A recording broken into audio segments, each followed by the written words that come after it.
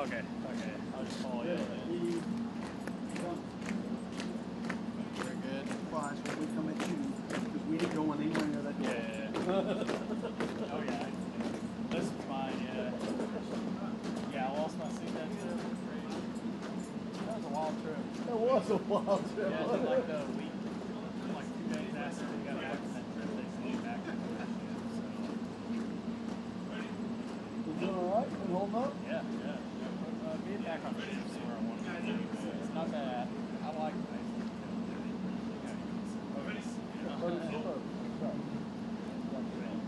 I just like Paphos. He's such a good man. Oh yeah. Yeah. Y'all were a lot of fun. Thank you. Yeah, that was fun. Yeah, you're good. Yeah. I'm on board. Yeah.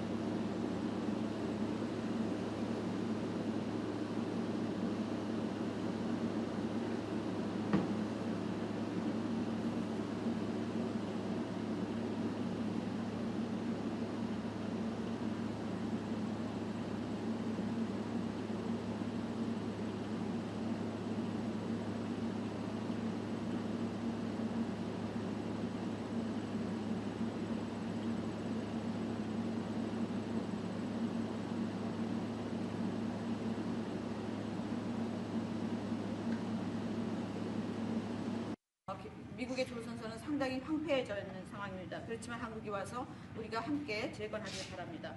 또 하나 우리가 의논해야 될 일은 군사장비 구매에 대한 것입니다. 미국은 세계 최고의 군사장비를 만듭니다. B2 버머 같은 것은 보셨겠지만 굉장히 성공적이었습니다. 이번에 최근에 그런 작전에서 이 B2 버머가 왕복 36시간을 비행을 했는데 전혀 아무런 문제 없이 임무를 마치고 성공적으로 다시 돌아온 것입니다. 거기에는 또 52개의 탱커도 들어갔습니다. 하지만 어쨌든 그 버머라든지 추격기 최고의 군사장비를 가지고 있습니다. 한국이 이러한 미국의 아주 뛰어난 군사장비를 많이 구매할 것을 기대하고 있습니다. 다시 한번 이재명 대통령을 백악관에 모시게 된 것을 매우 영광으로 생각합니다. 그리고 그 전에 아주 선거에 이긴 것을 다시 한번 축하드립니다. 감사합니다. 네, 대통령님 감사드립니다.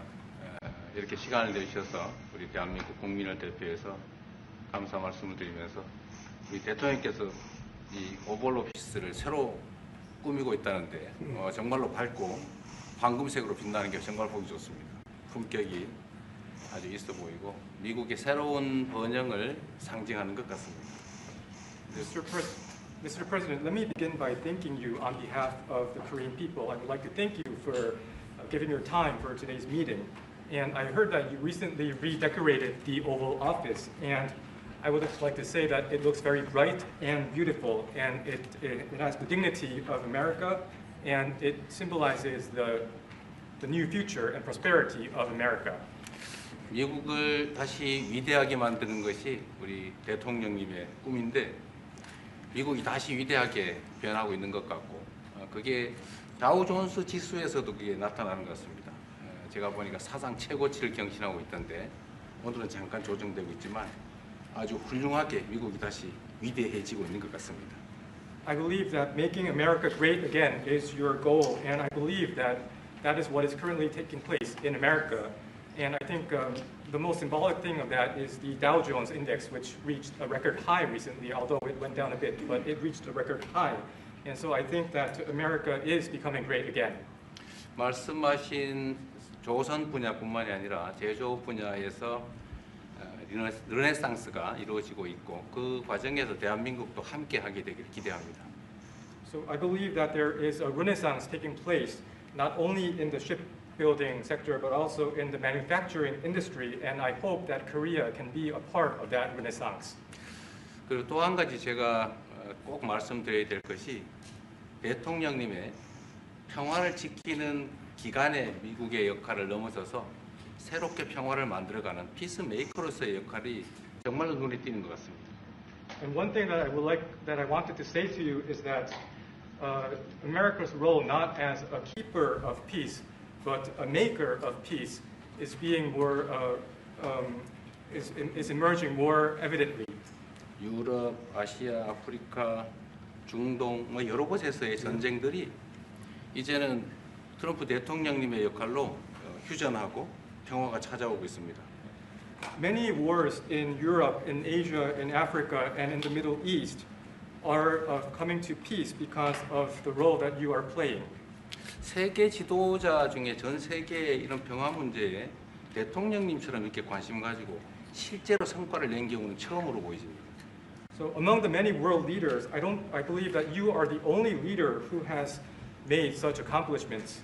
그리고 가급적이면 전 세계에서 유일하게 분단 국가로 남아 있는 한반도에도 평화를 좀 만들어 주셔서 김정은과도 만나시고 북한에 트럼프 월드도 하나 지어서 거기서 저도 골프도 칠 수 있게 해주시고 그래서 전 세계가 인정하는 정말 세계사적인 평화의 메이커로서의 역할을 꼭 해주시기를 기대합니다. And I would like to mention that the only remaining divided nation in the world is the Korean Peninsula, and I would like to ask for your role in establishing peace on the Korean Peninsula. So I look forward to your meeting with Chairman Kim Jong-un and construction of a Trump Tower in North Korea and playing golf at that place. 아마 기다리고 있을 것 같습니다. 네, 기다리고 있을 것 같습니다. So I believe he will be waiting for you. 그리고 마지막으로 든든한 한미 동맹을 기반으로 대한민국이 성장 발전해 왔고 앞으로도 이 한미 동맹을 군사 분야뿐만이 아니라 경제 분야 또 다른 과학기술 분야까지 다 확장해서 미래형으로 발전시켰으면 좋겠습니다. Korea was able to attain economic growth and development through our ironclad alliance. And going forward, I hope to develop our alliance into a future-oriented alliance that encompasses areas not only limited to security, but also the economy and science and technology. 대한민국 국민들은 트럼프 대통령님에 대해서 정말로 큰 기대를 가지고 있다는 말씀을 드리면서 다시 한번 이런 시간 내주셔서 감사드립니다. The Korean people have great expectations for you, Mr. President. Thank you once again for your time. Well, thank you very much. It's an honor to be with you. I will say that Kim Jong-un and I had a very good relationship, as you remember, and still do. And when I came in, I didn't know him. We had 2 summits, but we became very friendly. Respect. It was great respect. And it was not going to be that way had Hillary Clinton won the election. It would have been a disaster. But we think we can do something in that regard with respect to North and South, and I think you are much more prone to doing that than other leaders that I've been working with from South Korea. And we'll work on that. I think it's very good to work on that. If you remember, you were doing the Olympics, and there was a great time of hostility with North Korea, and you weren't selling tickets because nobody wanted to be blown up in the stadium during the opening ceremonies, right? And you were not selling tickets. And I was also at my formative stage with North Korea and Kim Jong-un, and we were a little bit going at it about Rocket Man, Little Rocket Man, everything back and forth, and it was really nasty. And then I got a call one day, and they wanted to get together, they wanted to talk, and we started talking. And then he said really brilliantly, he said, you know, the Olympics is going to be opening very soon, and we'd like to be a part of it. They actually put teams in it. You got along great. And by the way, immediately upon that phone call, you started selling tickets, and it turned out to be a tremendous success. So it went from being empty stadiums because people were afraid to go, because it was a target potentially, to a great success. And I was very proud of that. You had one of the most successful Olympics, and now we have the Olympics coming to the U.S., so we're very happy about that. But that was a great honor to get involved and make the Olympics so successful. 네, 대단히 감사합니다. 다시 한번 모시게 돼서 영광이라고 말씀드리겠습니다. 제가 김정은 위원장과 굉장히 좋은 관계를 가지고 있습니다. 그리고 현재도 매우 좋은 관계가 있습니다. 내가 처음에 취임하고 난 다음에 2번의 정상회담을 김정은 위원장과 함께 했고 상당히 친해졌고 또 더 중요한 것은 둘 다 존경심을 서로에게 가지고 있다는 것입니다.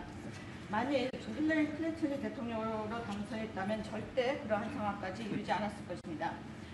제가 보기에는 이재명 대통령께서 한국의 어느 지도자보다도 북한에 좀 더 문제를 해결하고자 하는 의지가 있는 그러한 대통령이라고 생각합니다. 그래서 어쩌면 우리가 함께 노력한다면 어느 정도 진전이 있을 수도 있겠습니다. 사실 그 한국에서 올림픽이 열렸을 때 북한 때문에 많은 사람들이 올림픽 표를 사지 않는 그런 현상이 생겨났었습니다.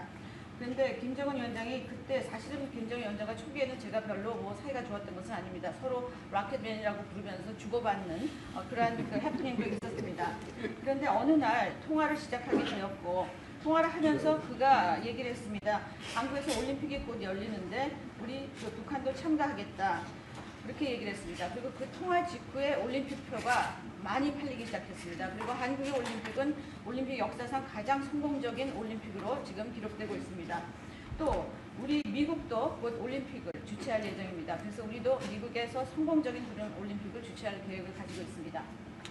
김정은 위원장 말씀을 하셔서 그런데 사실 대통령님 덕분에 이 북한하고 이 한반도 관계가 매우 안정적이었습니다. 그런데 사실 그 이후 대통령께서 미국 정치에서 잠깐 물러서 있는 그 사이에 사실은 북한의 미사일도 많이 개발됐고 핵폭탄도 많이 늘어났고 진척된 것 없이 한반도 상황은 정말로 많이 나빠졌죠. Mr. President, you mentioned about Chairman Kim, and thanks to your efforts when you were in office during your first term, the situation on the Korean Peninsula was stable. But during the hiatus where you were out of office, North Korea developed further its nuclear and missile capabilities, and that led to a deterioration on the situation of the Korean Peninsula. And they wouldn't have done that they would not have done that if I were president. That 내가 was not going to 만약에 happen. 대통령이 당선되었다면 그런 일이 일어나지 않았을 것입니다. 전적으로 공감합니다. I completely agree with you. 그래서 지금 얼마 전에 김여정이 미국과 저를 비난하는 발언을 할 때도 대통령과 김정은 위원장의 특별한 관계에 대해서는 의심하지 않는다 이런 표현을 했습니다. 기다리고 있다는 뜻으로 보여졌습니다.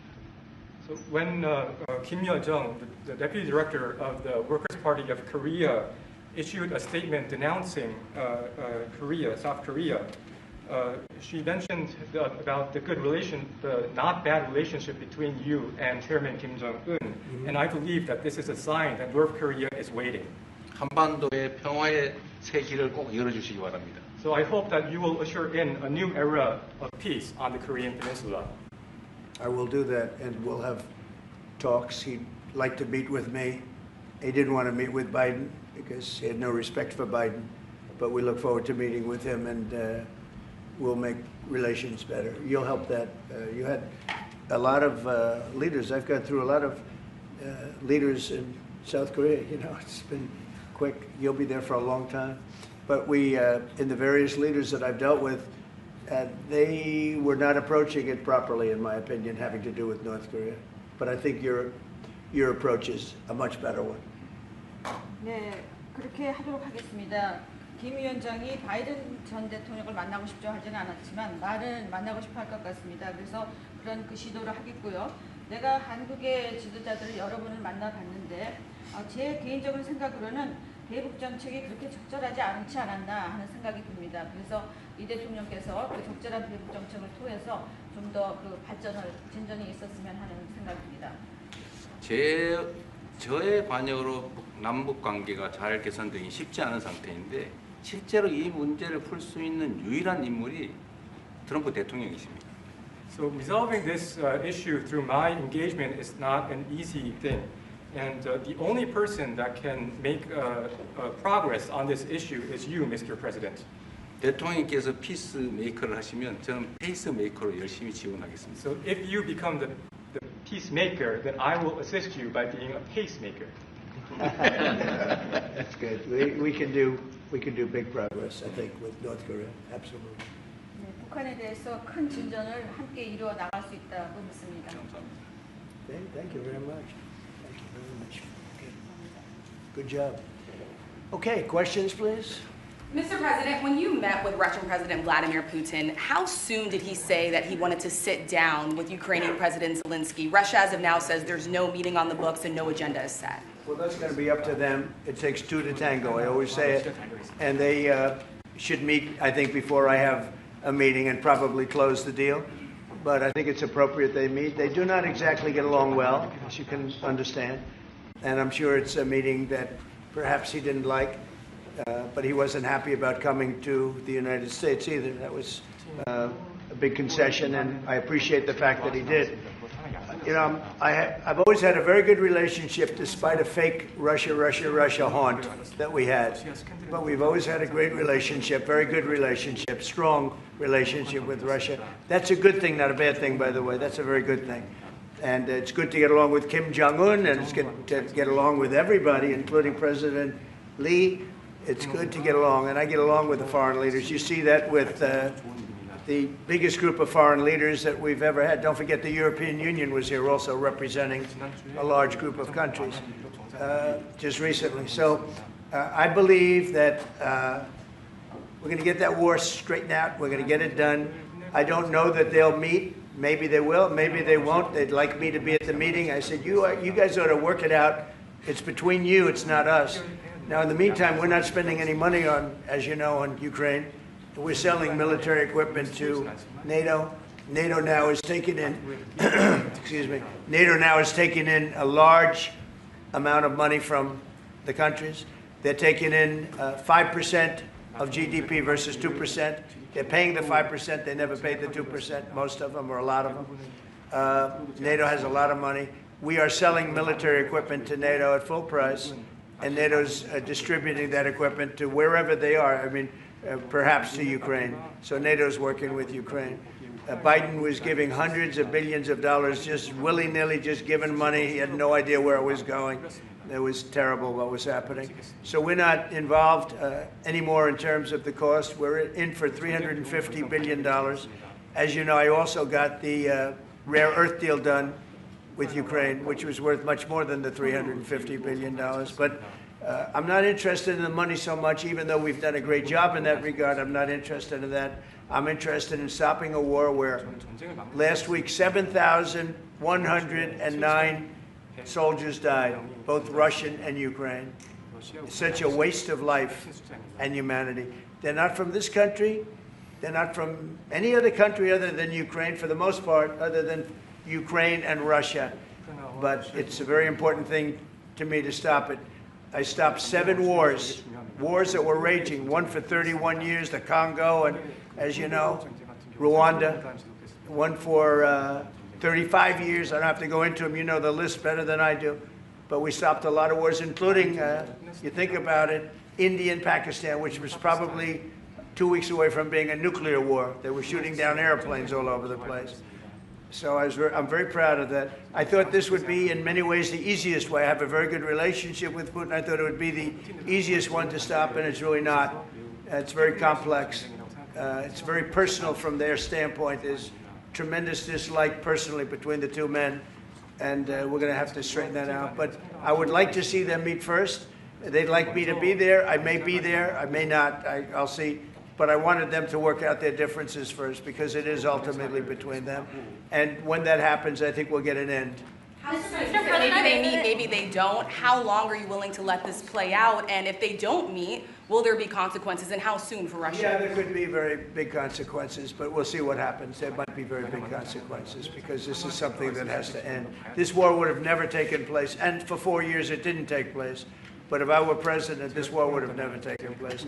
There has not been a war like this since the Second World War. This is the biggest thing that's happened in terms of warfare, wars. It's a whole new form of fighting. It's a drone fighting. It's a drone war. No, a drone war never existed before. And we're actually studying it from the standpoint of Pete Hegseth and everybody. We're studying it and studying it very carefully. This is a whole new form of war, but it's a violent war. And there has been nothing like this since the Second World War. So we'll see what happens over the next week or two. And at that point, I'll step in very strongly. And if I have to be there, I'll be there. And we'll either have a deal or we won't. But a lot of people are dying, and I want to get us... Mr. President, Kim Jong-un wants to meet. When do you want to meet with him? With who? You said the North Korean leader wants to meet. How soon would you? We want to have a meeting. I like to have a meeting. I get along great with him. You know, you were there. We even had a press conference. He had his first press conference. Kim Jong-un had a press conference. This was a little different press conference. I said, have you done a press conference before? No. And you know what? He did great. It was a great press conference, actually. It was historic. I doubt he's done one since. But I said, would you like to meet the fake news? Because whatever you want to do. And they came in like you've never seen anything like it. And then he said, enough. And that was the end of the press conference. That was the end. It ended very rapidly. But I think he had a good time. I look forward to meeting with Kim Jong-un in the appropriate future. Would you reduce the number of forces in South Korea so that the United States could have more flexibility in the region? Say it. Would you consider reducing the number of U.S. forces in South Korea so that the United States can have more flexibility? Well, I don't want to say that now, because we've been friends and we're friends. And look, we have a lot of people over there. We have over 40,000 troops in South Korea. As you know, South Korea agreed to pay for that during my last term. And then when Biden came in, they complained to Biden that I wasn't a nice person. And he agreed not to pay. He gave up billions of dollars. We were getting paid billions of dollars.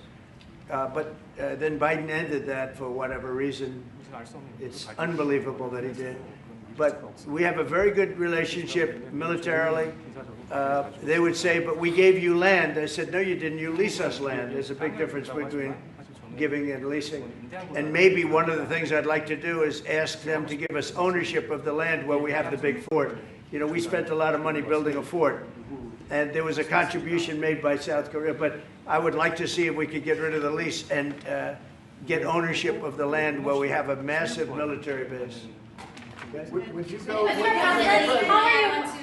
Thank you, Mr. President. How are you planning to make? I also want to ask this question to Mr. President. Who are you with? I'm Song Mi-jin. I am from South Korea's Arirang TV. Good. Thank you so much. Good.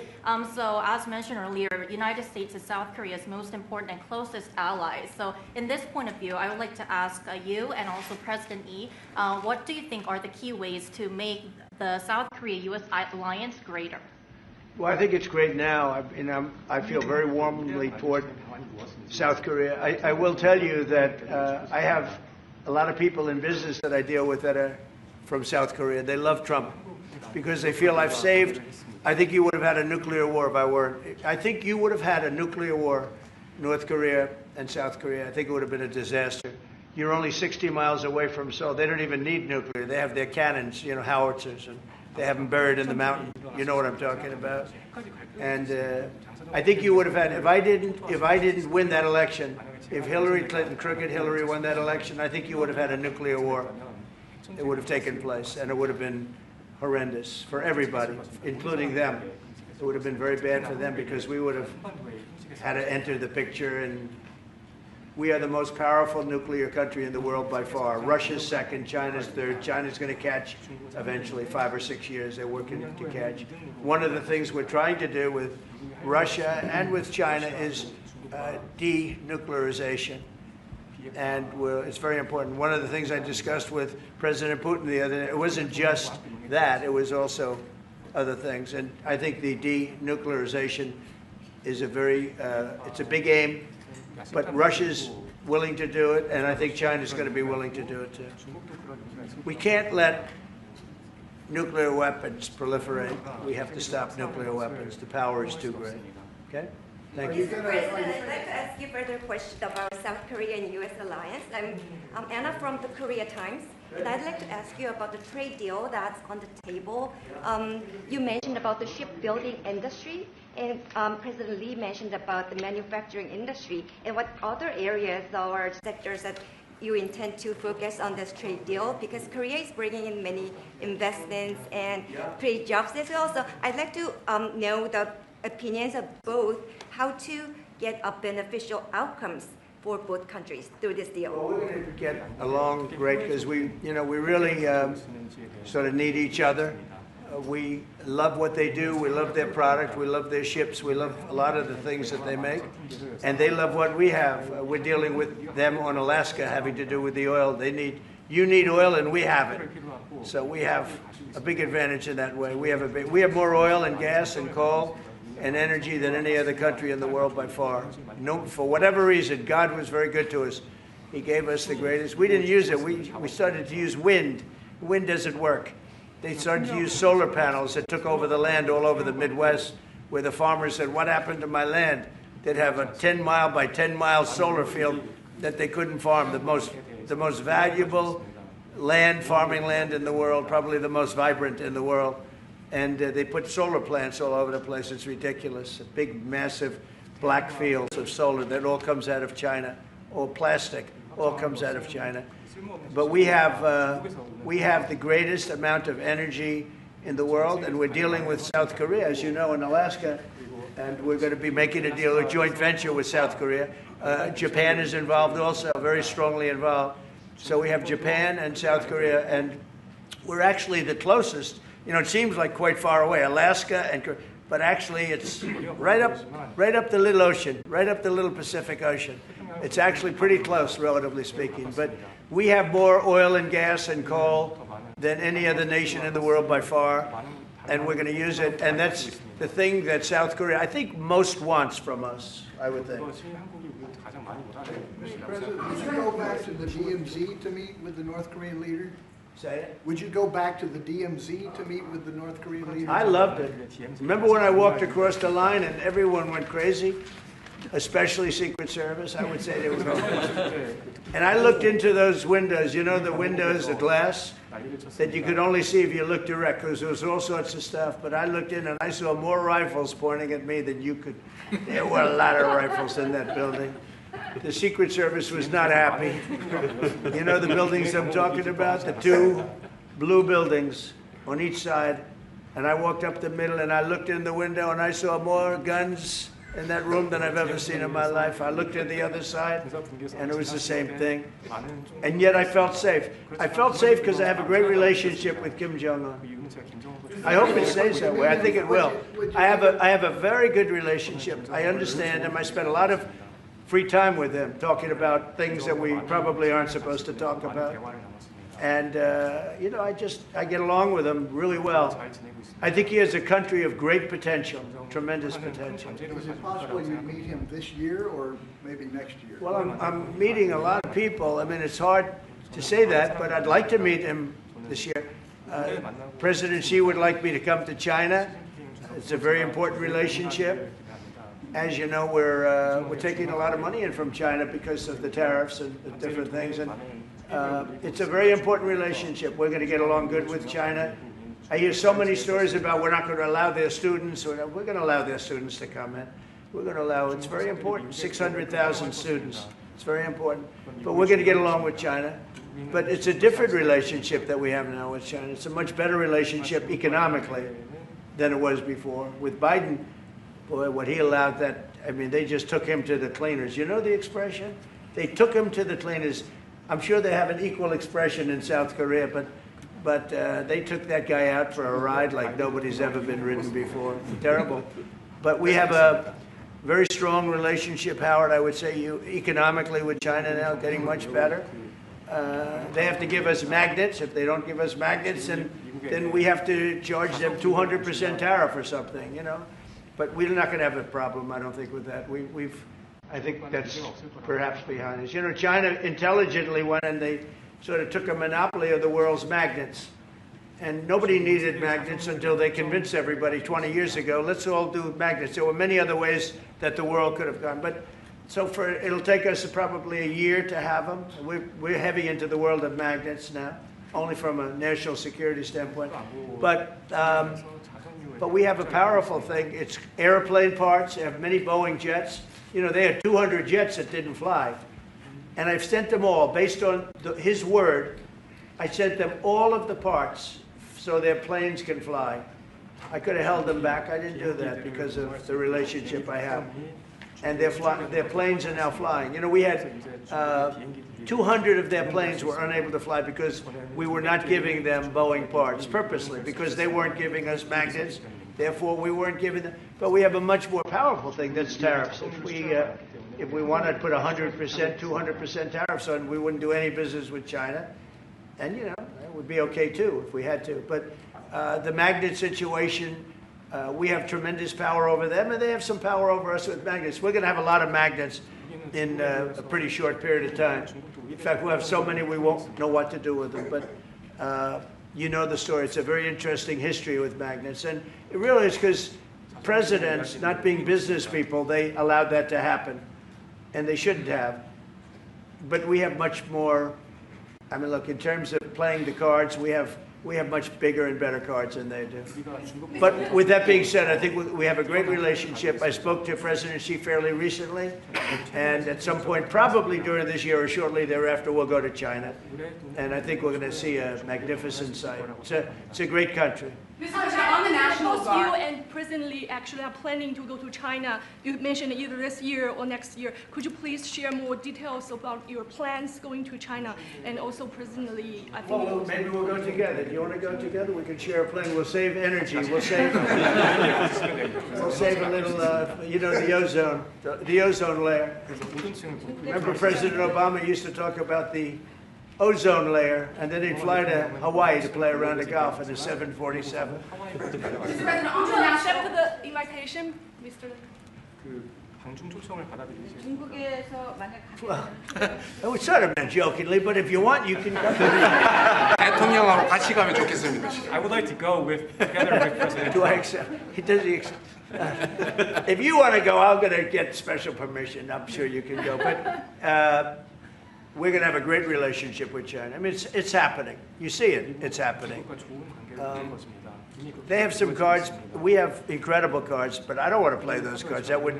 If I played those cards, that would destroy China. I'm not going to play those cards. Mr. President, on the National Guard, you've talked a lot about Democratic-run cities and states. Would you also consider sending the National Guard into red states and red cities that are also seeing high crime? Sure, but there aren't that many of them. If you look at the top 25 cities that for crime, just about every one of those cities is run by Democrats. And you know, one of the bad things they did, cashless bail, if you look back on time, when they allowed a murderer out that afternoon, you know, he'd kill somebody and then a couple of hours later he's walking the streets again, oftentimes killing again rapidly.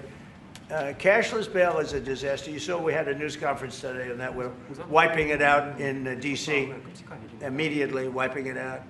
It started in New York, I must tell you, and it's been a horrible thing for crime, especially violent crime. So we're going to end cashless bail, yes. Thank you. When will you deploy to Chicago, and how long are you keeping troops here in Washington, D.C.? Discussion. I really want to be appreciated. You know, when we go into a city and wipe out the crime, so D.C., it sounds so horrible. I'm embarrassed to say it in front of you because they don't have anything like this. Washington, D.C., sir, has not had a murder in 11 days. Now, he's saying that's a horrible thing to hear because they don't have murders for ever. But Washington, D.C., if you go back and check, it's been many years since we went a week without having a murder. Now we haven't had, and I would say that Washington, D.C. right now is much safer than Seoul. You know why? Because we have a friendly neighbor. We have more friendly neighbors. You have a different kind of problem. We all have different problems. But Washington, D.C. is a very safe city right now. People are going out to dinner. Restaurants are opening. Restaurants that were going to close are now going to stay open. Friends of mine are going out to dinner all the time. They didn't go out to dinner for 4 years. It went rampant during the Biden years. Just rampant. That's why Susie is very close to the mayor and has a lot of respect for her, but I view it maybe a little differently because the mayor would say that it's gotten better for 30 years, it's gotten better. No, it's gotten worse. And the worst day of all was when we just got to office for the second time, and it's in very bad shape. So the mayor shouldn't be saying that violent crime has been getting better. It's been getting much worse. And the day I took office, it was the worst. And we did some minor things, made it a little bit better, but then we said, look, we got to stop it because too many people are getting killed. And we have not had a murder in 11 days. It sounds crazy. I hate to say this in front of this gentleman who I respect because they don't have murders for years. But we have not had a murder in 11 days. And that's going to go on for a long time. And there will be, I guess, it'll happen a little bit. But we have a very safe city. This is one of the safer cities right now in the country. And in a short period of time, it'll be like the border. Nobody came in through our border for the last 90 days, 3 months. We had 0 illegal aliens from the Congo, from South America, from all over the world, from prisons coming in, pouring into our country. Nobody, not one person, and this is done by a liberal group, a liberal think tank. They do the work. Not one person has come into our country. Think of that. It's been amazing. And I didn't have to go back to Congress and ask. Biden could have done this by himself. I did. I said, close the borders. We had the great Tom Homan. We had Christie, as you know, Christie Noem, who did a fantastic job. She's doing a fantastic job. Pete Hegseth has been incredible with the, as I call it, the Department of War. You know, we call it the Department of Defense, but between us, I think we're going to change the name. You want to know the truth? I think we're going to have some information on that maybe soon, but I think because, you know, Department of Defense, we won the World War I, World War II. It was called the Department of War. And to me, that's really what it is. Its defense is a part of that. But I have a feeling we're going to be changing. I'm talking to the people. Everybody likes that. We had an unbelievable history of victory when it was Department of War. Then we changed it to Department of Defense. So that's a little thing, has nothing to do with your country, but it's something that I think you're going to be hearing about or seeing about over the next couple of weeks. Probably that change is going to be made over the next week or so. Are there 2 Koreas, North and South, or is there one Korea waiting to be unified? Well, I know it is 2 Koreas. I mean, you know, there was one Korea. It was a very large country and a very powerful country. And it was a country that went to war with China. President Xi explained it. went to war with China many times over the last 2,000 years. You had many, I think he told me 51 times. So I remember I went to President Xi, I said, you know, we're having a problem with North Korea. Straighten it out, would you please? He said, well, we have been to war with them. And I think he said 51 times. But at that time, it was the whole of Korea. It wasn't, you know, North and South. And after he explained it, I said, all right, not going to be that easy. I guess you're right. But, you know, you had one Korea, and it was a very big, powerful nation. Now you have two big, powerful nations, but you have essentially a wall in between. Can you elaborate the comments, the post and comments you made on South Korea early this morning, like raids on churches, going into U.S. military base, purge, revolution. How do you think about it? 이재명 대통령께도 질문드리겠는데요. 저희가 이제 빛의 혁명이나 이게 내란 사태 극복하는 과정에서 이런 일들이 좀 벌어졌다라고 말씀하신 것 같아요. 그 부분 설명해 주시죠. I heard from Intel that there was a raid on churches. We're going to talk about that later. I haven't spoken about it yet, but when we meet, and you know that would be too bad if that's the case. But I did hear that from Intel that there was a raid on churches, closing some churches. So we'll talk about that later. I could ask you now if you want. Mr. President, what conversation? Wait a minute, if you'd like, because it didn't sound to me like South Korea. 뭐 간단하게 말씀을 드리면 지금 대한민국은 아시는 것처럼 친위 쿠데타로 인한 혼란이 이제 극복된 지 얼마 안 된 상태고 그 내란 상황에 대한 국회가 임명하는 국회가 주도하는 특검에 의해서 사실 조사가 진행 중입니다. 물론 저의 통제하에 있지는 않지만 하여튼 대한민국 검찰이 하는 일은 검사가 하는 일은 팩트 확인, 팩트 체크인데 미군을 직접 수사한 게 아니고 그 부대 안에 있는 한국군의 통제 시스템이 어떻게 작동했나를 확인한 것 같습니다. 나중에 좀 더 자세히 설명을 드리도록 하겠습니다. So it hasn't been long since Korea has overcame the political turmoil following the self coup by the former president. Currently, there is a fact-finding investigation by a special prosecutor that was appointed by the National Assembly. And this special prosecutor... Is his name Deranged Jack Smith, by any chance? They took him from our country. They put Deranged Jack. He's a deranged, sick individual. But go ahead. Go ahead. I'm only kidding. Maybe I'm not. And that special prosecutor is not under my control. And so the special prosecutor is conducting a fact-finding investigation. And I would like to explain about what you said about U.S. bases. They did not conduct a search and seizure of American bases, but they looked into the chain of command and the control system of the Korean military. Right. And I would be happy to That's okay. explain about this more in detail I'm sure during our lunch meeting. I am sure it's a misunderstanding, but you know, there is a rumor going around about churches, raiding churches, so we'll talk. I'm sure that's going to be worked out fine. Yeah, please go ahead. Mr. President, what conversations have you had with Israeli Prime Minister Benjamin Netanyahu about what is going on in Gaza? There was a UN-backed report that said there was a famine in Gaza. Based on what you know and what you've been briefed on, do you agree with that? So I mean, I deal with Bibi Netanyahu quite a bit, and we had great success, obviously, in Iran. We knocked out their nuclear threat. That would have been a horror show having them have a nuclear weapon. They would have used it too. We did very well there.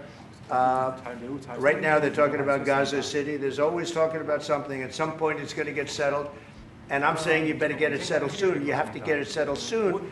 And that means, you know, nobody can forget October 7th. People forget October 7th. That was one of the most brutal. I've seen some terrible things, some brutal things. That was about as bad as it gets. And nobody can forget that. With that being said, it's got to get over with. It's got to get over with because between the hunger and all of the other problems, worse than hunger, death, pure death, people being killed. And, you know, I'm the one that brought back the hostages, and I did it with that gentleman right there, Steve Witkoff, and with Marco. All of us, the whole team, we worked together. Even the trade people worked on it with us. And we brought back a lot of the hostages. Now we're left with, would you say 20, Steve, or would you say it's less than 20? I hope it's 20. He hopes it's 20 because some could be dead. That's what he means, I assume. So we have 20, but there's rumors that some could be dead. It's a terrible situation over there. Terrible, terrible situation. But it's coming to a head. It's coming to an end. We are sending, we sent $60 million of food over there just recently. And I don't even know if people know it. We distributed ourselves. We're giving a lot of food, spending a lot of money on food, getting it over there. We have a lot of food. We have a lot of oil, and we have the greatest farmers in the world. So we have a lot of food, but we're sending a lot of it over to Gaza, and we're feeding a lot of people. But with all of that being said, it's a lot of people to feed. And I think that we will have, I think within the next 2 to 3 weeks, you're going to have pretty good conclusive a conclusive ending. And it's a hard thing to say because they've been fighting for thousands of years. If you want to know, that's been a hotbed forever. But I think we're doing a very good job. But it does have to end. But people can't forget October 7th either. Do you plan to attend APEC summit to be held in Korea? Summit in South Korea? Yes, South yeah, I'd Korea love to. November. I'd love to. Last time I spoke in front of your parliament, and I love doing that. Beautiful respect they had for our country, and a beautiful room. I remember how beautiful it was, and I enjoyed doing it. No, I could see going. I think I'm going for a trade meeting to South Korea pretty soon. You're hosting a trade meeting, so I can sneak away from that trade meeting, and we'll go and do something for the president if he'd like me to do that. Okay? But so we'll be going there fairly soon. You know about that? If you attend, then it's a good chance to meet up Kim Jong-un again, or maybe Xi Jinping. Then how do you think of it? You mean set them up together? Yes. That'd be interesting. We'll arrange a meeting between you and Kim Jong-un. Would you like that? That's a very tough question right now. I don't know where that question is leading. Anyway, look, I get along great with Kim Jong-un, and whatever I can do having to do with South Korea and getting people together, you should get together, right? Yes, ma'am. Yes. Yeah. I want to ask. Turned out to be the worst one in the room. I want to ask about Masca project. Masca project. Make great again. Yeah. Oh yeah, sure. We're going to do that. Yeah. I think we're going to do that very strongly. We're going to have a big, within a period of, it takes a while. That's a hard one to start. Some companies you can start easily. Shipbuilding's a tough one to start, but we'll be doing that. Now, with that being said, we make the best submarines anywhere in the world. We make submarines. We're 25 years ahead of anybody else in submarines. So we do that. We do that. But we really gave up the shipbuilding industry foolishly many years ago. But we're gonna start it up again. We're gonna be making our own ships again soon. Okay, how about one or two more? Have you been briefed on the search of John Bolton's home and office from Friday? Have you been briefed on that? I have not been briefed. No, I read it just like you did. I was never a fan of his. I thought he was stupid. I thought he was, a guy that only wanted to go into war. He liked killing people. I thought he was essentially a bad guy, but I'm not involved in that. No, you'd have to ask Pam Bondi about that. Are more raids coming, sir? Are more raids like that coming, sir? Are more raids like the one on John Bolton's house coming? More raids? I don't know. You'd have to ask the Department of Justice. They raided my house, I can tell you that. They did a big raid on my house. They took away everything that wasn't pinned down, and they took away some of that too. No, they raided Mar-a-Lago. They started that. These were bad people that we had in our government before. They raided Mar-a-Lago. They went into my wife's area. They went into my son's area, my young son. And what they did was a disgrace. But how did it work out? Oh, I see. We're in the Oval Office. Oh, I guess it didn't work out too well for them, did it? They are bad people. They're sick. They're sick people. And they came in with their guns into Mar-a-Lago, and like 98 people. I wasn't there. Fortunately, I wasn't there. But they are very evil, very sick people, that group. And if they would have won the election, this country wouldn't exist as we know it. This country would have been a failed country. And now it's the hottest country anywhere in the world by far. We are the hottest country in the world by far. Okay, another question. Mr. President. Yes, sir, go ahead. Yeah. President Lee met with the Japanese Prime Minister before this summit. That's good. So is there something to discuss regarding the cooperation among the South Korea, US, and Japan? I think so. Look, Japan is a great ally of us, and I had a little bit of a hard time getting you two together because you're still thinking about comfort women, right? Comfort women. That's all they wanted to talk about was comfort women. And I thought that was settled a few times over the decades. But there is an overlapping problem with that. Perhaps I'm wrong in saying it.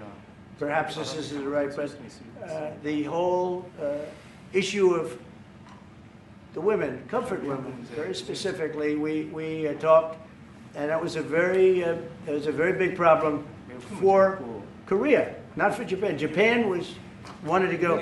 They want to get on, but Korea was very stuck on that. You understand? So I don't know. Perhaps you'd like to answer. It's a good question.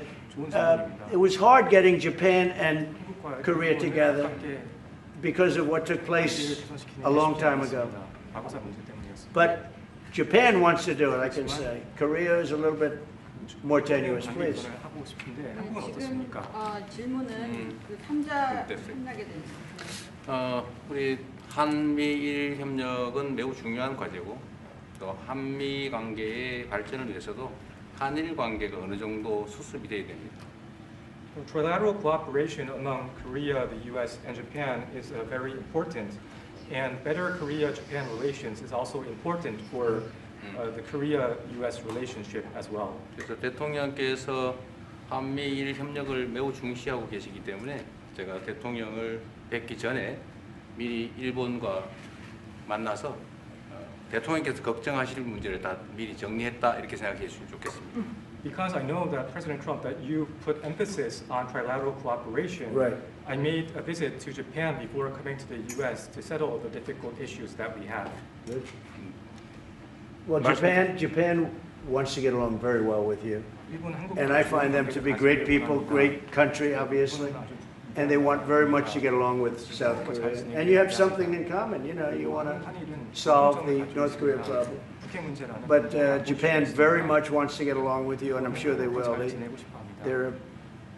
I find the people that I deal with to be wonderful people, as I do with you. 이번에 일본에 가서 이시바 총리를 만났을 때 그 전에 우리가 가지고 있던 여러 장애 요소들이 많이 제거됐다는 생각이 듭니다.